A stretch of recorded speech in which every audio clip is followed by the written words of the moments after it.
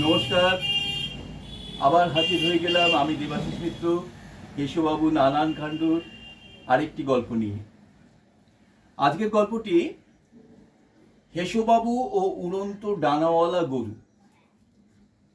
সকালবেলায় পূর্ব দিকে জানলাটা খুলে দিয়ে ধীনাকনাথিন দেবী হেসুবাবুকে উদ্দেশ্য করে বলে উঠলেন, প্রত্যাশা 2024 তো শুরু হতে চললো। কি প্রত্যাশা করছো বলো তো নতুন বছরে?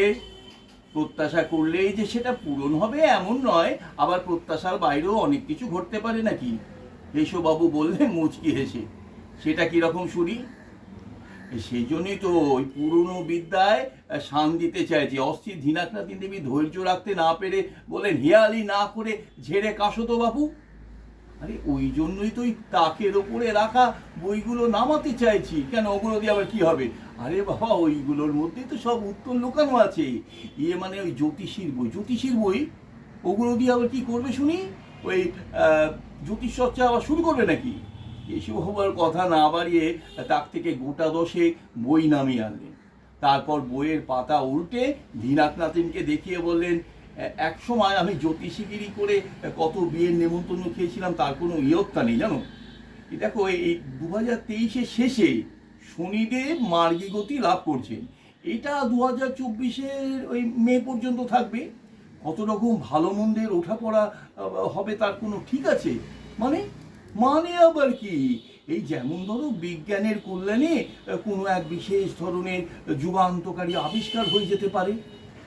যেমন এই ধরো, এই ডানাওয়ালা উড়ন্ত গরু আবিষ্কার হলো, যেটা আমাদের দেশ ও জগতের পক্ষে অশেষ কল্যাণকর হলো। কি হ্যাঁ? নয় হ্যাঁ, বাড়িতে একটা ডানাওয়ালা উড়ন্ত গরু থাকলে তুমি যখন খুশি ওই গরুতে চেপে বাপের বাড়ি ঘুরে আসতে পারবে।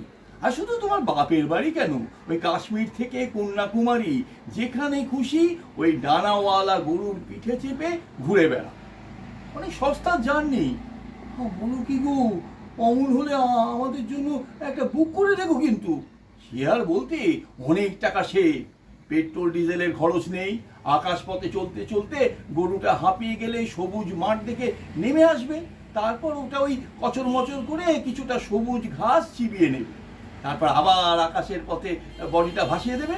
ব্যাস, মিটে গেল। দারুণ ব্যাপার তো। আচ্ছা, গরুর পিঠে কজন বসতে পারবে? 3জন তো ভালোভাবেই বসতে পারবে। মানে আমরা 3জন, আর চাইলে আমাদের ওই রাত দিনের কাজের লোক গেবো ওই লেজ ধরে ঝুলতে পারে।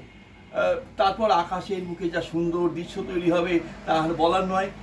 তুমি, আমি আর ঝিলিক ওই উড়ন্ত গরুর পিঠে বসে মেঘের দেশে হারিয়ে যাচ্ছি। শুনে আমার গা এখন থেকে কাটা দিয়ে উঠছে। কিন্তু সত্যি কি এসবের সৌভাগ্য হবে? আরে বাবা, গ্রহের ট্রানজিটে এমন সম্ভাবনাই তো দেখাচ্ছে। আর এই বিষয়ে একটা জার্নালও পড়লাম। তার মানে নতুন বছর মানেই 2024 আমাদের জন্য এমন একটা উপহার নিয়ে আসছে। দেখো, না চাইলে বিশ্বাস নেই বলে একটা কথাও তো আছে। তবে এটা এসে পড়লে পেট্রোল ডিজেলের জন্য আর হাহাকার করতে হবে না। দেশের অর্থনীতির হালও ফিরতে চলেছে, এটাও বলা যায় ওই জোর দিয়ে। তাহলে আমরা ওই উড়ন্ত গরু পাওয়ার আশায় 2024-এর দিকে তাকিয়ে থাকি নাকি? নিশ্চয়ই, এবং আমি তো খুবই আশাবাদী।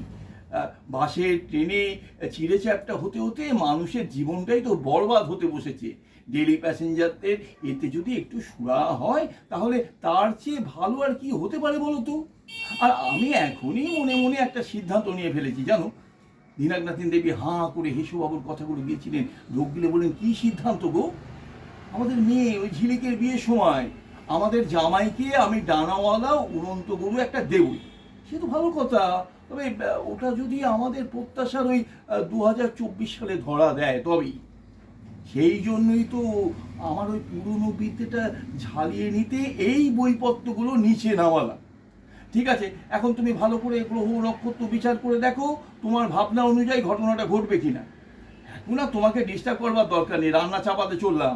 কথাগুলো শেষ করে ধীনাকনাথিন দেবী রান্নাঘরের দিকে পা ফেললেন।